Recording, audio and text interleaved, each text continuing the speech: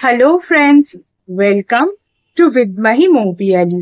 আজকে চলে এসেছি তোমাদের সঙ্গে আরো একটা বিশেষ বিষয় শেয়ার করে নেব বলে। আমাদের এই অক্টোবর 2025 এই গোটা মাস জুড়েই একটা ফেস্টিভ সিজন, দুর্গাপুজো বা নবরাত্রি ছিল, তারপরে এলো শরৎ পূর্ণিমা বা কোজাগরী লক্ষ্মী পুজো, এবারে আসতে চলেছে ধনতেরাস, দীপাবলি, ভাইফোঁটা। তো এই সময় আমরা আমাদের জীবনকে কিভাবে আরো বেশি করে প্রসপেরাস করে তুলতে পারি, আজ সেই বিষয়ে কিন্তু বেশ কিছু কথা আমাদের সঙ্গে শেয়ার করে নেব। দেখো, ধনতেরাস বা ধনত্রয়োদশী যেই দিনটাকে আমরা মনে করি আমাদের ধন সম্পদ বা ওয়েলথ আরো বেশি করে বৃদ্ধি পাবে। দেখো, ধনতেরাস বা ধনত্রয়োদশীর সঙ্গে প্রাথমিকভাবে যিনি যুক্ত তিনি হলেন ধন্বন্তরী দেব বা ধন্বন্তরী দেব। তিনি সমুদ্র মন্থনের সময় সমুদ্র থেকে অমৃতের কলস হাতে নিয়ে ওপরে উঠে এসেছিলেন। এবারে তোমাদের কিন্তু ধনতেরাসের দিন বা ধনত্রয়োদশীর দিন অবশ্যই ধন্বন্তরীর পুজো করা উচিত, কারণ সবার আগে তো তোমার হেলথ যদি ঠিক না থাকে, ওয়েলথ কিভাবে তুমি ক্রিয়েট করবে, তাই না? তাই সবার আগে ধন্বন্তরী বা ধন্বন্তরী, যিনি আমাদের হেলথকে ঠিক রাখার দেবতা, তার পুজো কিন্তু সবার আগে করতে হবে। তাই এই দিন কিন্তু কি করবে, এই দিন নিজের বাড়িতে একটা ছোট ধন্বন্তরীর ফটো, যেটা তুমি ইন্টারনেট থেকে ডাউনলোড করে প্রিন্ট আউট নিয়ে নিতে পারো, আদারওয়াইজ তোমার বাড়িতে যদি থাকে তাহলে তো খুবই ভালো। তাছাড়াও মূর্তি রাখতে চাও, মূর্তিও রাখতে পারো। সেই মূর্তি তুমি নর্থ ইস্ট সাইডে রেখে পুজো করো। ধন্বন্তরীর যে বীজ মন্ত্র, সেই বীজ মন্ত্র বলার চেষ্টা করো। এবারে তোমাদের একটা কথা বলি, যখন ধন্বন্তরীর বীজ মন্ত্র তোমরা বলবে তখন কিন্তু অবশ্যই উচ্চারণ যেন ধন্বন্তরী না হয়, ধন্বন্তরী হয়। কারণ মন্ত্রের ক্ষেত্রে না উচ্চারণের একটা বড় গুরুত্ব আছে, এটা অনেকেই মিস করে যায়, কিন্তু তোমরা একদমই মিস করো না যখন বিষয়টা জেনে যাচ্ছ।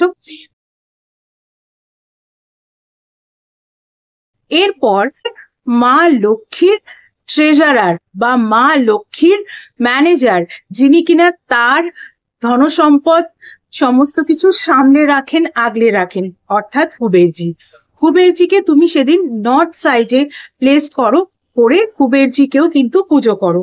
কুবেরজিরও যে বীজ মন্ত্র, সেই বীজ মন্ত্র কিন্তু চ্যান্ট করো। তোমার যতবার ইচ্ছা চ্যান্ট করতে পারো, ধন্বন্তরীজির ক্ষেত্রেও তাই আর কুবেরজির ক্ষেত্রেও তাই। এখানে কোনো বড় কথা নয় তোমাকে 108 টাইমস করতে হবে বা তার বেশি করতে হবে বা তার কম করতে হবে, তোমার ইচ্ছা। তুমি চ্যান্টিং এর দিকে মন দাও, তুমি কাউন্টিং এর দিকে অতটা মন দিও না।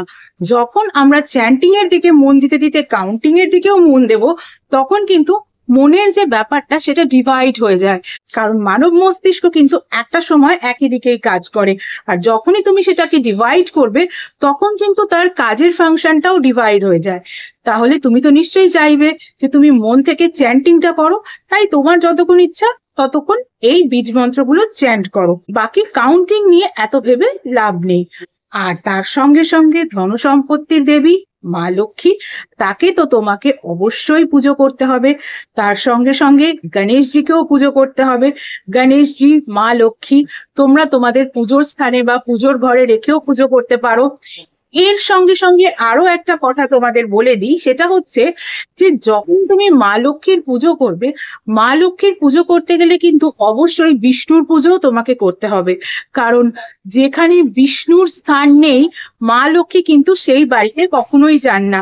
তাই নারায়ণ, শ্রীহরি বা বিষ্ণু, তুমি তাকে যে নামেই ডাকো না কেন, তার পুজো কিন্তু তোমাকে এই দিন করতেই হবে। এবং এর সঙ্গে সঙ্গে মা সরস্বতীরও পুজো করতে হবে, কারণ তুমি যে পুজোটা করছো সেই পুজোটার প্রতি তোমার যে একটা জ্ঞান রয়েছে, সেই পুজোটার প্রতি তোমার যে একটা আস্থা রয়েছে, সেই পুজোটার মধ্যে যে তোমার একটা আত্মনির্ভরতা রয়েছে, মনের একটা বিশ্বাসযোগ্যতা রয়েছে, সেটা কিন্তু মা সরস্বতী বৃদ্ধি করেন। তাহলে বুঝতে পারলে ধনত্রয়োদশীর দিন বা ধনতেরাসের দিন কাকে কাকে পুজো করতে হবে। এরপর যদি বলো কেনাকাটার কথা, কেনাকাটা তোমরা তোমাদের ইচ্ছে মতো করতে পারো, সেখানে কোনো ব্যারিয়ার্স নেই। শুধু একটা জিনিস বলবো, লোহার কোনো বস্তু কিনবে না, কোনো কালো রঙের জিনিস কিনবে না। তা বাদে তোমাদের ইচ্ছে মতো জিনিস তোমরা কিনতেই পারো। এখানে কোনো রকম ভাবে এটা ম্যান্ডেটারি নয় যে তোমাকে গোল্ডই কিনতে হবে, তোমাকে সিলভারই কিনতে হবে, তোমার ইচ্ছে মতো তুমি জিনিস কিনতেই পারো। জুয়েলারি টাইপ অফ জিনিস হলে যেটা হয়, জুয়েলারিকে আমরা ওয়েলথের সঙ্গে কানেক্ট করি, তাই জুয়েলারি রিলেটেড জিনিস কিনতে বলা হয়। তোমরা চাইলে কিন্তু অন্যান্য বাসনপত্রও কিনতে পারো, সেখানেও তো মা লক্ষ্মীর আশীর্বাদ যাবেই, কারণ রান্নাঘরেও তো মা লক্ষ্মীর আশীর্বাদ অবশ্যই প্রয়োজনীয়, তাই নয় কি? এবারে এর সঙ্গে সঙ্গে আরো দুটো ইম্পর্টেন্ট টিপস তোমাদের আজ দিয়ে দিচ্ছি। ধনতেরাসের দিন তোমরা কিন্তু দুটো যন্ত্র তৈরি করবে। কি যন্ত্র? একটা মা লক্ষ্মী যন্ত্র, আরো একটা মা লক্ষ্মীর যন্ত্র, কিন্তু সেটা চাইনিজ যন্ত্র। তো সবার আগে মা লক্ষ্মী যন্ত্রটা কিভাবে তৈরি করবে বাই ইউজিং নাম্বারস, সেটা একটু তোমাদের বলে দিই। তোমরা কি করবে, তোমরা একটা হোয়াইট পেপার নেবে, হোয়াইট পেপারকে এরকম স্কোয়ার করে কাট করে নেবে, তারপরে যে নাম্বারস গুলো আছে সেই নাম্বারস গুলো অ্যাজ ইট ইজ তোমাদের লিখতে হবে।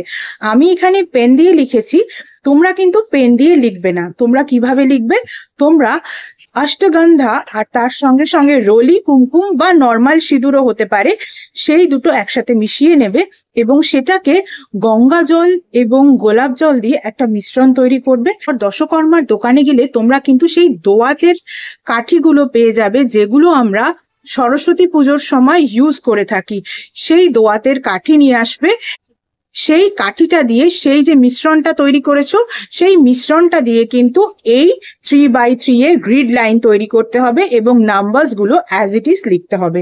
এটা আমি অ্যাটাচ করে দেব, তোমরা নাম্বারস গুলো দেখতে পেয়ে যাবে কি লেখা আছে, এবং ওপরে শ্রীম কথাটা লিখবে। যখন এটা তৈরি হয়ে যাবে তখন কিন্তু এটাকে হাতে নেবে, হাতে নিয়ে জাস্ট এইভাবে বাঁ হাতের ওপর রেখে ডান হাতে দিয়ে চাপা দিয়ে শ্রীম মন্ত্র চ্যান্ট করবে, যতবার ইচ্ছা চ্যান্ট করতে পারো। এটা কিন্তু মা লক্ষ্মীর বীজ মন্ত্র। শ্রীম মন্ত্র যখন চ্যান্ট করাও হয়ে যাবে তখন কি করবে, তখন এটা কিন্তু তুমি তোমার বাড়ির মা লক্ষ্মীর কাছে রেখে দিও। ঠিক ধনতেরাস থেকে শুরু করে ভাতৃদ্বিতীয়া পর্যন্ত 5 দিন সেখানে থাকবে।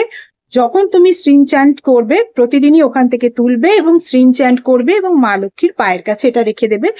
ভাতৃদ্বিতীয়া মিটে গেলে তারপর এটা তোমরা তুলে নিয়ে তোমাদের ওয়ালেটে বা তোমাদের লকারে রাখতে পারো। এরপরে তোমাদের আরো একটা যন্ত্র দেখাই, এটাকে আমরা লসু গ্রিড বলে থাকি। লসু গ্রিড কিন্তু অ্যাকচুয়ালি যন্ত্রাই। সেটাকে কিভাবে বানাবে, अगेन তোমরা একটা পেপার নেবে, পেপারকে এভাবে স্কোয়ার করে কাট করবে এবং তারপর সেখানে এরকম 3x3 লাইনের গ্রিড বানাবে, বাট এটা গ্রিন কালারের মার্কার দিয়ে বা গ্রিন কালারের স্কেচ পেন দিয়ে বা গ্রিন কালারের জেল পেন দিয়ে। এবং এটা কিন্তু তোমরা ধনতেরাসের দিন থেকে শুরু করে একেবারে ভাতৃদ্বিতীয়া পর্যন্ত প্রতিদিন বানাবে। তারপর সেটা তোমরা তোমাদের বাড়ির লক্ষ্মী ঠাকুরের কাছে 1 ঘন্টা 2 ঘন্টা 3 ঘন্টা, 1 দিন 2 দিন 3 দিন যতদিন ইচ্ছা রাখো। তারপর সেটাকে কিন্তু নিজেদের ওয়ালেটে রাখো। তাহলে কি করছো, দুটো পেপারই কিন্তু তোমরা তোমাদের ওয়ালেটে রাখছো, বা চাইলে দুটো পেপারই কিন্তু তোমরা তোমাদের লকারেও রাখতে পারো। তাহলে বুঝতে পারলে কিভাবে ধনতেরাসের দিন তোমরা আরো বেশি করে ওয়েলথ অ্যাট্রাক্ট করবে। তবে হ্যাঁ, বারংবার বলছি, ধনতেরাস কিন্তু ধন্বন্তরী দেব ছাড়া অসম্পূর্ণ, তাই সবার আগে ওনার পুজো করতে হবে। উনি কিন্তু অমৃতের কলস নিয়ে সমুদ্র মন্থনের সময় বেরিয়ে এসেছিলেন, আর অমৃত কি আমাদের প্রাণ রক্ষা করে, উনি কিন্তু আমাদের হেলথকে প্রোটেক্ট করে। আর হেলথ যদি ঠিক না থাকে তাহলে কিন্তু অন্য কিছুও ঠিক থাকা অত সহজ নয়। চলো আজকের মতো এটুকুই। এছাড়া যারা যারা আমার থেকে পার্সোনাল কনসালটেশন নিতে চাও তাদের বলবো, পার্সোনাল কনসালটেশন কিন্তু একেবারেই ফ্রি কনসালটেশন নয়। পার্সোনাল কনসালটেশন কিন্তু paid consultation. Regarding what? Regarding numerology, vastu, tarot reading, tarot healing, crystal healing, healing with Reiki, healing with meditation, healing with law of attraction, astrology, palmistry, সনাতন ধর্মীয় পদ্ধতিতে spell casting, সনাতন ধর্মীয় পদ্ধতিতে Mojo bag এবং এমন কিছু স্পেশাল রেমিডিস যেগুলো তোমাদের ওভারঅল ডিটেলস চেক করার পরেই দেওয়া যায়, এভাবে জেনারেলি দেওয়া যায় না ইত্যাদি বিষয় আমার থেকে কনসালটেশন নিতে হলে কিন্তু স্ক্রিনে যে ইমেল আইডিটা দেখতে পাচ্ছ সেই ইমেল আইডিতে মেল করো তোমাদের অ্যাপয়েন্টমেন্ট বুক করার জন্য। তোমাদের অ্যাপয়েন্টমেন্ট একবার বুক করা হয়ে গেলে তখন কিন্তু তোমাদের কল নাম্বার প্রোভাইড করে দেওয়া হবে, টাইম স্লটও প্রোভাইড করে দেওয়া হবে। যে টাইম স্লট ওয়াইজ সেই নাম্বারে কিন্তু তোমাদের কল করে নিতে হবে। গত 1 বছর ধরে তোমরা যেভাবে আমার ফেসবুক পেজটাকে লাইক, ফলো, শেয়ার করেছো, আমার পেজে তোমাদের বন্ধুদেরকে ইনভাইট করে নিয়েছো, তাদের বন্ধুদেরকেও ইনভাইট করে নিতে বলেছো, ঠিক একই রকম ভাবে আমার ইউটিউব চ্যানেলটাকেও কিন্তু সাবস্ক্রাইব করতে হবে। পাশে থাকা বেল আইকনটাকে ক্লিক করতে হবে এবং তোমাদের বন্ধুদেরও বলতে হবে তারাও যেন আমার ইউটিউব চ্যানেলটাকে সাবস্ক্রাইব করে নেয়। আজকের মতো এইটুকুই, আবার অন্য কোনো ভিডিওতে নিশ্চয়ই তোমাদের সঙ্গে দেখা হবে। Tata, thank you so much.